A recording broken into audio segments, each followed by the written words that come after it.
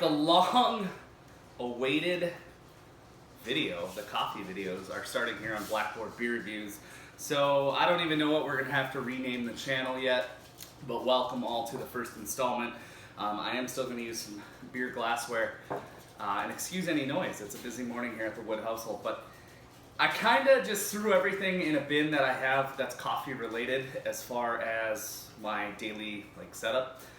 You'll see a Chemex here. It's a 6-glass Chemex with a Hario digital scale and timer that I recently just got.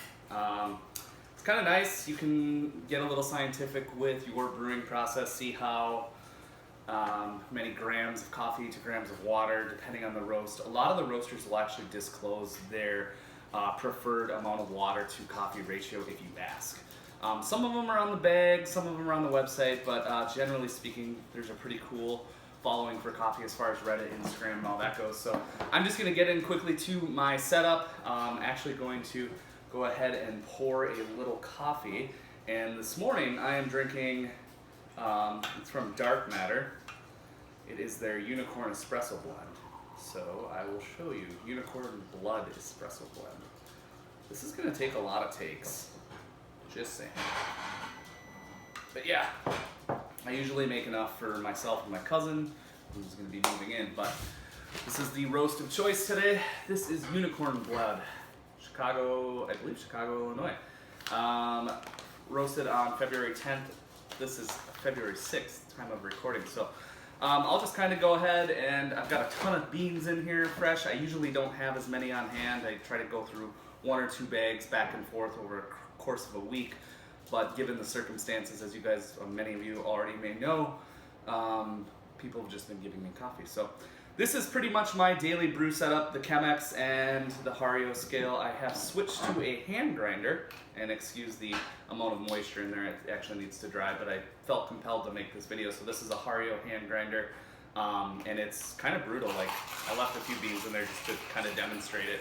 It takes, I don't know, 180-ish turns for about 30 grams of freshly roasted beans.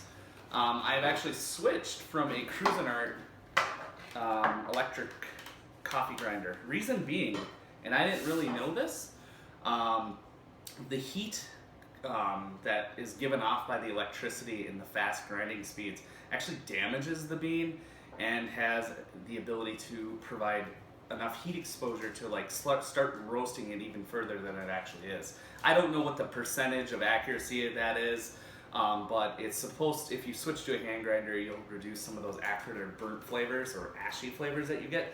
So that's kind of what I have there. This is a French press. You probably, if you're a beer geek, ran a few iterations of different adjuncts in Bourbon County brand stout. I don't really use this often unless I have family over who really likes French press. But you know, it's another brewing method. No, I don't have a Keurig. I actually gave it to my neighbor. Wasn't a huge fan of the Keurig or the quality of coffee. This is an AeroPress. I will do a whole separate video about that later. So if you have an AeroPress, check it out. It's more making 1 cup of coffee. And then I have a few scoops and measuring tools in there, along with various different roasts. Peace Coffee, local in St. Paul here. This is the Bean Factory. And then I'll do some actual reviews of the actual coffee I'm drinking.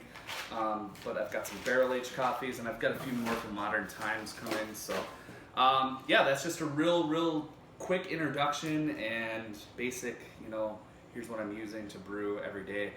I do use a reusable filter here. Paper filters aren't really great for the environment, even though I like them a little bit more. But let me know what else you guys want to see, and we will go from there. So coffee episode number 1 is in the books. I'll see you again in another one. Cheers.